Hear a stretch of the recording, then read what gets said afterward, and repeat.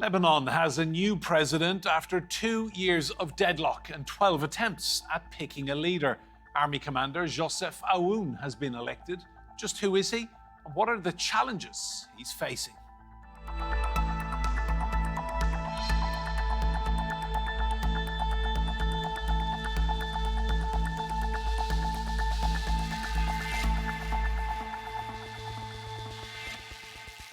Hello and welcome to Roundtable. I'm Enda Brady. Now, Lebanon's parliament has a new president and prime minister, ending a 2-year power vacuum. Backed by the United States, France and Saudi Arabia, new President Joseph Aoun has a huge task in reforming the country's economy and political landscape amid the influence of Hezbollah. This is Lebanon's new president.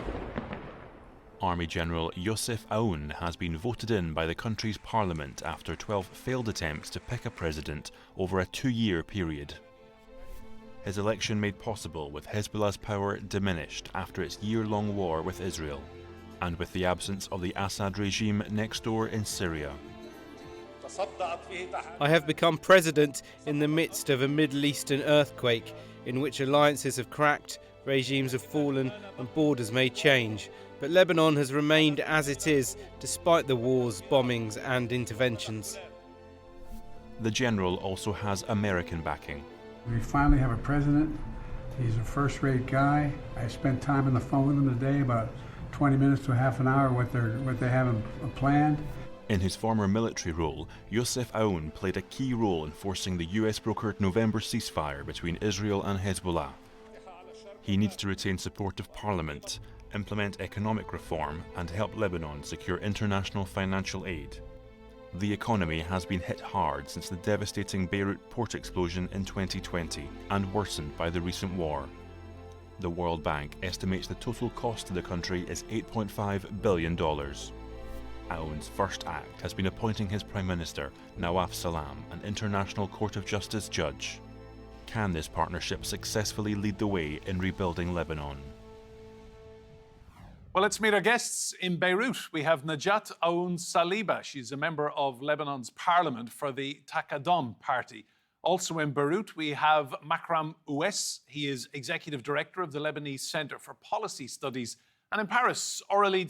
She is professor at Paris-Dauphine University. You're all very welcome to Roundtable. Najat, I'll come to you first. Tell us about Joseph Aoun. What do we need to know about this man? Good afternoon to you and to the viewers, and thank you for the invitation. Joseph Aoun is a man of institution. He has led the Lebanese army forces for over 6 years, and he has sheltered the Lebanese army forces from all the risks of division and of clientelism and dependency and bipartisan that the conventional parties have spread all over Lebanon. And that's why we think he's best fit for the position, because not only he succeeded in building the Lebanese army forces, and now he's succeeding in spreading the presence of the Lebanese army forces in the south. He's also going to succeed of building public institutions so that the country is back on track.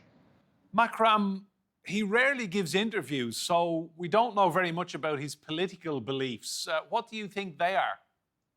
Well, he is definitely someone who has who's traveled, who's worked with different groups inside of Lebanon, who's been able to straddle some delicate or difficult lines, especially in the last period of the conflict, making sure that Lebanon avoids, sinking into some form of civil conflict or strife.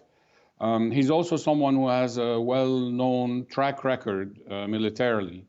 Now, obviously, Lebanon has been, in the past several presidencies, had a general at the helm.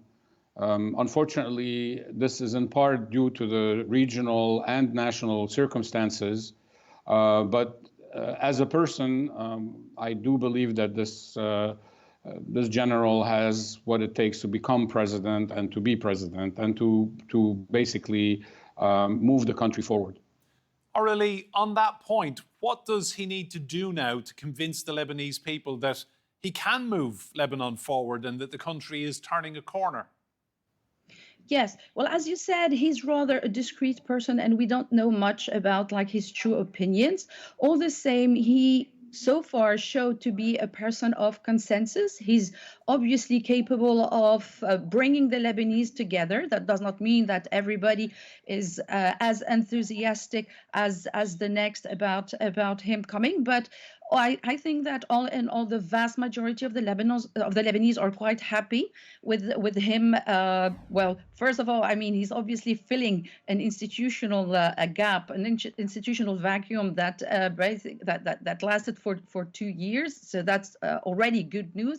But if we look, for instance, at his opening speech was really different from what we had from former presidents. He was really in the moderation mode, and he was, I think, vague enough for all the Lebanese parties to kind of feel comfortable with the fact that he is going to be in a constructive mode with everybody. Now, the problem, if I may say, is all the same, we need to keep in mind that the Lebanese constitution is not going to give him quite a lot of room for maneuver. It is the presidency in Lebanon is mainly a role for representation and protocol, but he's gonna also, he will probably, or at least we hope he is going to have a role of positive arbitration in a country where that is politically fragmented. We hope also that he will have like a soothing impact on Lebanese politics. So the constitution is not going to give him too much room. The other question is, obviously, he will have to work at pacifying the south of Lebanon, the relationship with the regions. We have 2 question marks here. We don't know what's going to happen on the 27th of January. Will Israel withdraw or not as expected? And then in Syria, we don't know basically what's going to happen in Syria as far as Lebanon is concerned. We don't have details yet. So he is going to have to face serious challenges, and the international community will have to help him be up to those challenges. Thanks, Aurelie. Najat, we'll talk about those challenges in a moment. But first of all, what does his election tell us about the diminished power of Hezbollah right now in Lebanon? It's not the election per se. It's the deal or the ceasefire agreement that has in it and the implementation of the UN Resolution 1701 that has detailed how Hezbollah needs to move forward in order for the country to be able to rebuild itself. In both the ceasefire agreement and the UN Resolution 1701, it says there is in it that the Hezbollah needs to turn his armed forces into the army, the Lebanese army forces, and become a political party. This is spelled out very clearly, and we do hope that Hezbollah remains a good political party representing a good number of citizens and residents in the country. However, we insist and we will work with the president in order for all army forces to turn in their weapons so that the only armed forces are the public service armed forces of the country or of the institutions. And this is extremely important to us. And with that, I think, and without that, we will not be able to move forward. Makram, does it matter that Hezbollah wanted someone else? Well, I mean, I guess it does matter up to a point, especially that that signals a little bit how they will likely be dealing with the president. But I think that obviously they also, I think the 2 main parties that are based in the Shia community, namely Amal and Hezbollah, I think don't necessarily see fully eye to eye on the way forward. And I think these divisions are being reflected somehow in the ultimate support to the president but also by perhaps the realization of Hezbollah that without such support, very little financial and international help will come their way at the time when many villages, over 46 villages if I'm right, are completely decimated, not to mention the destruction that has taken place in Dahiya, which is considerable, or that has happened in the Bekaa Valley. So yes, it does matter, but I think that they're making peace with it. Obviously, the important part will be focused on what kind of cabinet will come out of all of this and following the nomination of Nawaf Salam. Aurelie, just give us your take on Hezbollah, where they sit now and this new presidency beginning. They're not worried about the president as much as they're a little bit more concerned about what the new prime minister Nawaf Salam is gonna do, the formation of the government, who's gonna take which portfolio. We're gonna have actually in the next days the big opening of huge rounds of negotiations, not just obviously between Nawaf Salam and Hezbollah and Amal with the Shia. It's going to be like all the communities and all the parties of Lebanon are going to enter a huge negotiation cycle where everybody is going to push, their favorites and their protege. No, I don't think they're really worried about the president. And I think the way the whole election went sent a certain number of signals where basically Joseph Aoun made it clear that he is ready to work, well, at least in a positive way with Hezbollah and Amal and vice versa. Again, the true executive party in Lebanon is the council, so the government, and at its head, the prime minister. So I think this is where basically Hezbollah is going to put way more energy in negotiating, way more than trying to build something very complex with the president. Najat, how important is the relationship then between the new president and the new prime minister, Salam Nawaf?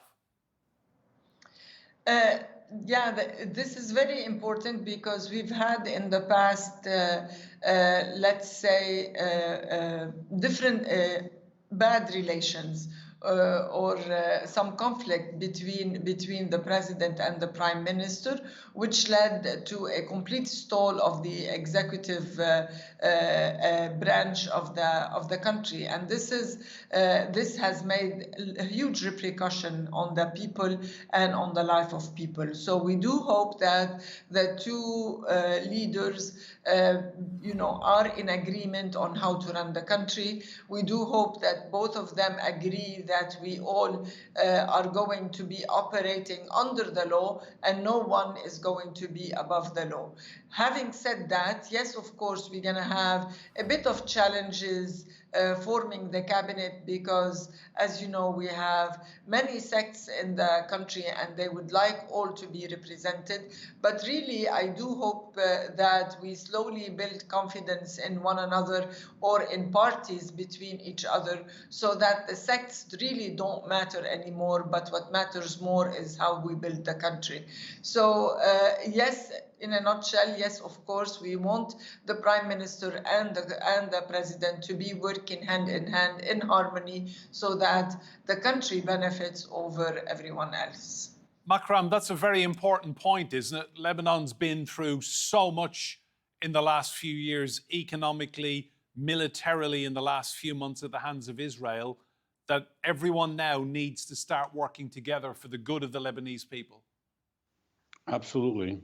Absolutely, and I think that it's so needed because of what has happened also on the ground in terms of destruction, dislocation, the fact that we still have a significant internally displaced population that can't go back to its villages, and the fact that perhaps some people could describe what happened as a victory for the anti-Iran axis, if you'd like. And that obviously, if one wants to heal internally and build forward and not be mired in internal divisions and potential clashes, one has to be willing to bring people together to the table. But, it seems to me that the president, as well as the prime minister, in their speeches, be it the inauguration speech or be it what we've heard from the prime minister so far, indicate that they would be willing to go down that path. Now, obviously, there's still some work to be done because the signals from Amal and Hezbollah are still not very clear in that regard, and that we still see some hesitancy and also perhaps an interest in making sure that their demands get their way. But the next few days will be an indication of that. But to your point, absolutely. Aurelie, talk me through the prize on offer at the end of this if these two men can work together and rebuild Lebanon. What would that look like? A successful, thriving, prosperous Lebanon once more. Oh, you want me to describe the ideal world? No, I mean, one has to remain optimistic, and I totally agree with what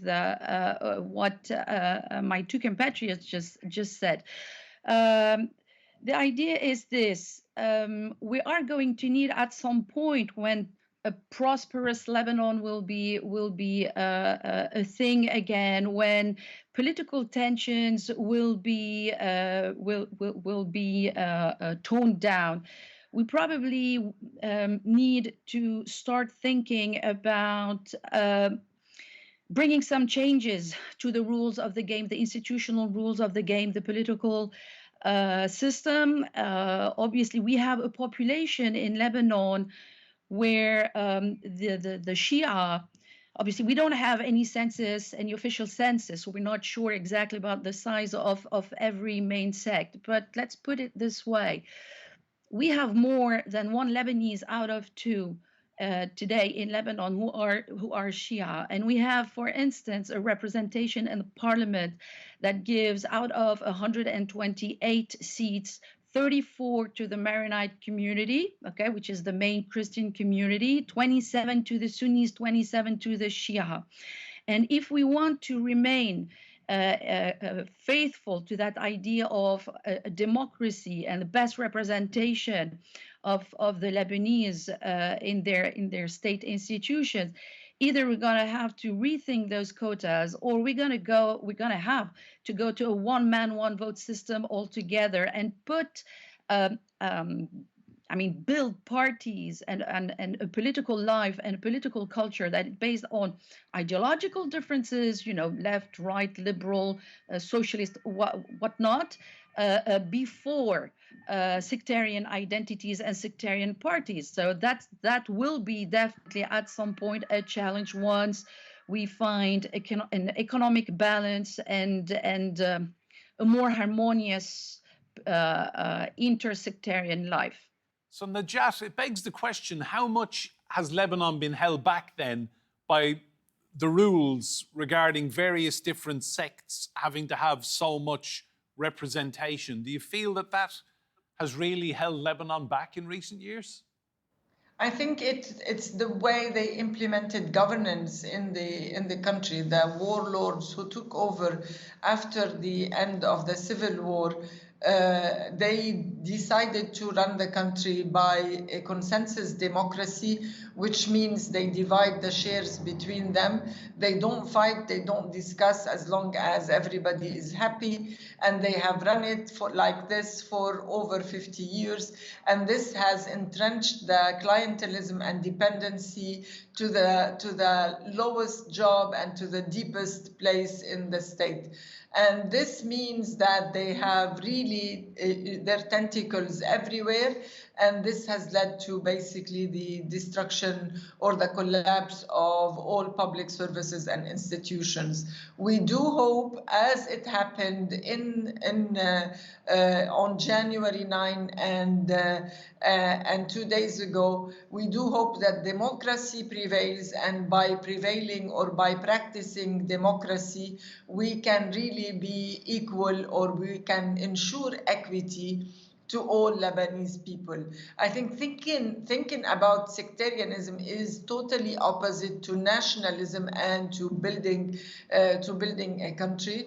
And that's why us as Change MPs, we never think about sectarianism and we never think about dividing the resources of the country on these bases. We do, and we have worked all together in order for us to push for the rebuild of the country and rebuilding of the state under the law. This is extremely important. We need a transformative shift.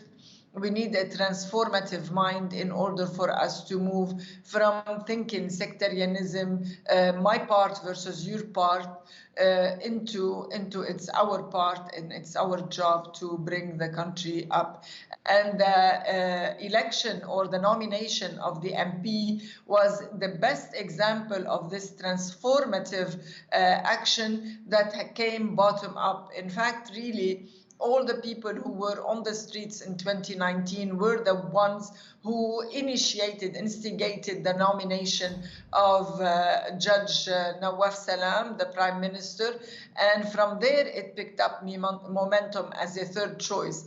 I believe it was the power of the common, the power of the collectives that said its word after a long struggle that started in 2013. I think this needs to be documented as such. Of course, there are external factors that we don't want to undermine, but I believe it was coming from within. It was coming because people needed the change. Makram, I'll come to you. Just tell me, the ceasefire with Israel, how vital is it now for the new president and the new prime minister that ceasefire holds? I think it's essential. The ceasefire is going to be a proof of the ability of the new government and the president of really, reclaiming, if you'd like, the state's control over the full territory, and also, in some ways, proving to the international community that Lebanon's army and Lebanon's security apparatus and diplomatic apparatus is capable of performing, but most importantly to the people, because the people have suffered a lot over the last several years, but mostly in the past year, because of these ongoing incursion and then the big conflict. As we speak to you right now, there are drones flying over Beirut, over our heads. And so, yes, it's essential that the president and the new cabinet be able to reestablish control over the full territories and especially reclaim the lands that are still occupied, to ensure that those who have lost their towns and villages can go back to the business of rebuilding them. There is a huge level of devastation in the south, especially close to the border, and I think there's a lot of work to be done. But we also need the international community's support in this regard, because it has committed to this agreement and to enforcing it on both sides of the aisle. Thank you. Aurelie, final point to you. The Lebanese economy has been struggling for a very long time now. Do you have faith in the new president and prime minister that they can somehow spark an economic revival? Well, let's put it this way. I think the salvation of the economy in Lebanon will not come from the international community as much as is going to come from the Lebanese themselves, especially the Lebanese diaspora. And in this regard, the diaspora needs to be saluted, because in spite of all our differences as Lebanese, the diaspora has always been faithful, patriotic, I would say, and every time the country needed their help, the diaspora always answered positively. And the answer, they talked a lot about the economic crisis since 2019 and how the Lebanese in Lebanon suffered from it, but they never talked about how that also impacted the diaspora and how also the diaspora put their hands into their pockets to send money back home, spend money back home at any occasion, and help. Obviously, it was like a kind of an oxygen welcome help for the Lebanese economy that definitely helped the economy sustain way more than anything else. So these two individuals, the prime minister, the president, by I would say that representation, that charisma, that gathering charisma that they can show, that they can put in practice, that would also, I think, reinforce the tie between the diaspora and the home country, and hence also maintain that channel of help coming from the diaspora towards the internal economy open, and that's fundamental. So, Aurelie, just one last question. Are you confident Lebanon is going to see better days coming? We don't have the choice but to believe in that.